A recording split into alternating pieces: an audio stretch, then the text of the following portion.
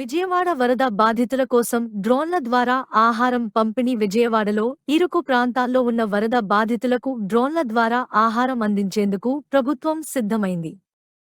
డ్రోన్ల ద్వారా ఫుడ్ ప్యాకెట్లు ఇచ్చే విధానాన్ని కలెక్టరేట్లో సీఎం చంద్రబాబు పరిశీలించారు.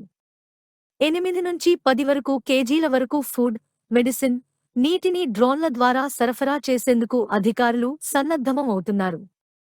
ఎంత వీలుంటే అన్ని ఫుడ్ డెలివరీ డ్రోన్లు సిద్ధం చేసుకోవాలని అధికారులను సీఎం ఆదేశించారు.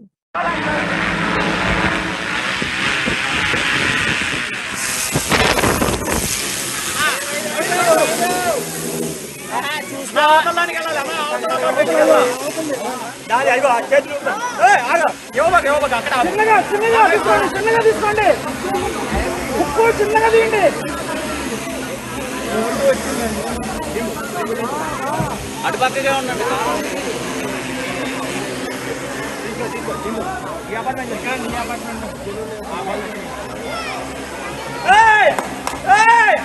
అది చూడరా ఆగిపోయింది కదా డ్రోన్ని చూడరు ఆ గాలికి మనకి